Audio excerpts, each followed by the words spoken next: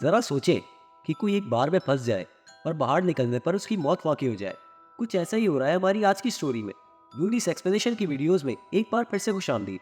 Story के start में हम एक बार देखते हैं जिसमें सरगियो नाम का एक आदमी बाहर से अंदर आता है और सरगियो के अंदर आते ही एक आदमी बाहर निकल रहा होता है और जैसे ही वो आदमी बाहर जाता है उसे कोई शूट कर देता है और उसी वक्त वो मर जाता है। ये देखकर हर तरफ अफरा तफरी मच जाती है। कोई नहीं जानता कि गोली किसने चलाई और सड़क पर एकदम से सन्नाटा छा जाता है।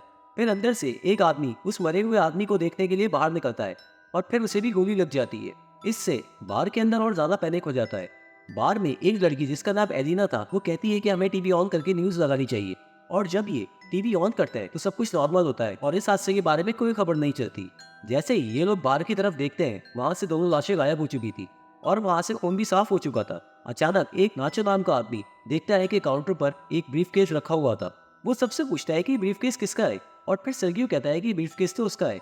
और इससे पहले कि सर्गियो ब्रीफकेस को उठाता तो इतने में बार का ओनर एम्पारो वो ब्रीफकेस ले लेती है। सर्गियो एम्पारो को ब्रीफकेस खोलने से मना करता है लेकिन तभी वहाँ एक आदमी जिसका नाम इजराइल था वो ब्रीफकेस को खोल देता है। ब्रीफकेस में से कुछ लेडीज के कपड़े निकलते हैं और इसी दौरान इन सबको टॉयलेट से अजीबोगरीब आवाजें आने लगती है।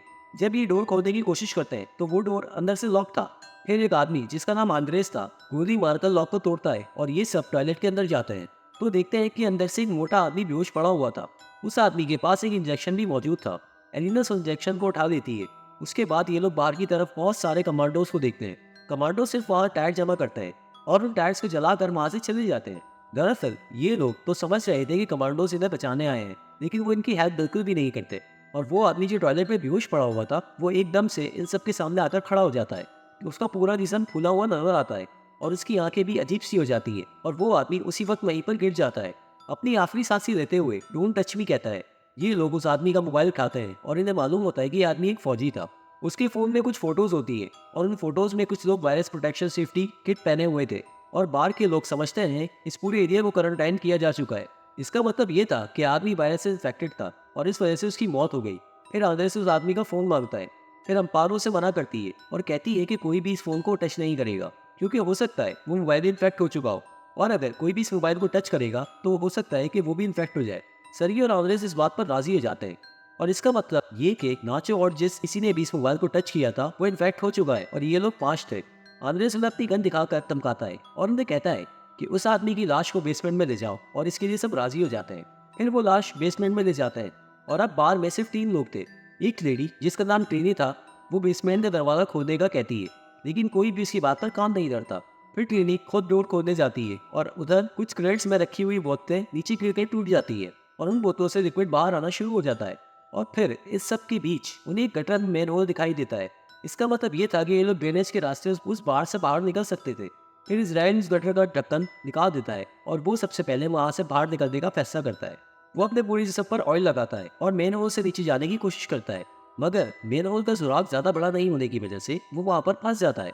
फिर इन लोगों को एकदम से गोली चलने की आवाजें आने लगती है। ये लोग बहुत ज्यादा घबरा जाते हैं। फिर इन सबको धुआं उठता हुआ नजर आता है। वो सब समझ जाते हैं कि ऊपर जो 3 लोग थे वो मारे जा चुके हैं और पूरे बार को किसी ने जला दिया है। दूसरी ओर इजराइल जो का तो मैनहोल में फंसा हुआ था। फिर वो सब इजराइल को मैनहोल से बाहर निकालते हैं। कुछ देर बाद आग मुकम्मल तौर पर बुझ जाती है और फिर ये लोग ऊपर बार में जाने का फैसला करते हैं।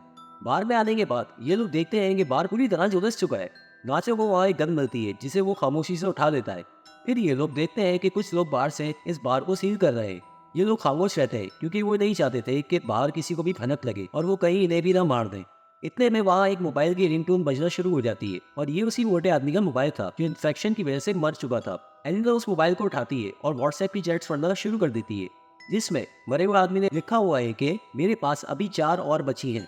और फिर ये समझ जाते हैं कि इस आदमी के पास जो इंजेक्शन थी वो इस वायरस की वैक्सीन थी और ये पढ़कर ये लोग खुश हो जाते हैं कि अब इन लोगों की जान बच जाएगी। फिर एलिना कहती है कि हमें उन वैक्सीन को ढूंढना चाहिए। फिर ये लोग बेसमेंट में उसकी लाश के पास जाते हैं लेकिन इन्हें वहाँ कोई वैक्सीन नहीं मिलती। ये टॉयलेट की तरफ जाते हैं जहाँ इजराइल वैक्सीन हाथ में लेकर बैठा हुआ था। इजराइल कहता है कि हम में से किसी एक को कुर्बानी देनी पड़ेगी क्योंकि वैक्सीन 4 थी और ये लोग 5। इजराइल सबसे पहले एक वैक्सीन खुद में इंजेक्ट कर देता है और उसी वक्त नाचो उस पर गन पॉइंट करता है।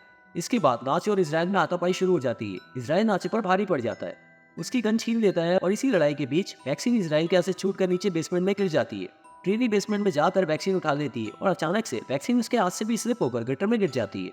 फिर ये लोग वैक्सीन को गटर से निकालने का तरीका सोचते हैं और इन सब में एलिना सबसे पतली थी। ये लोग उसे कहते हैं कि तुम जाकर वो वैक्सीन निकाल लो। उस वक्त तो एलिना राजी नहीं होती, मगर कुछ देर बाद वो मान जाती है।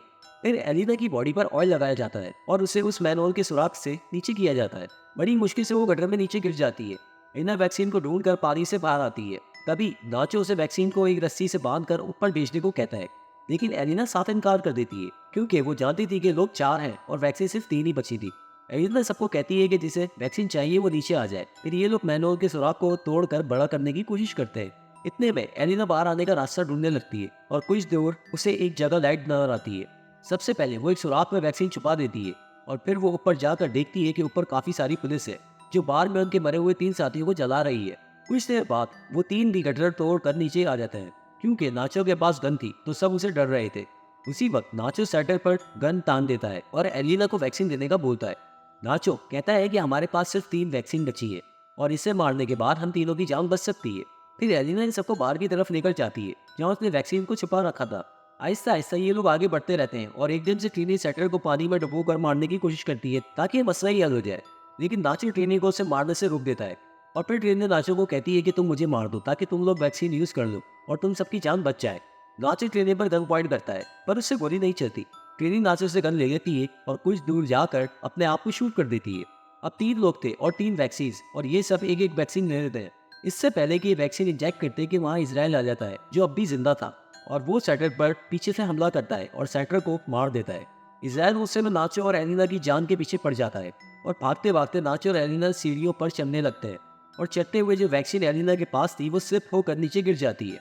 नाचो अपनी वैक्सीन एलिना को दे देता है और फिर इसराइल नाचो को पकड़कर नीचे खींच लेता है और दोनों नीचे गिरने की वजह से मर जाते हैं। एलिना के पास जो वैक्सीन बची थी वो उसे अपने जिस्म में इंजेक्ट करती है और ऊपर मैनहोल को खोलकर बाहर रोड पर आ जाती है।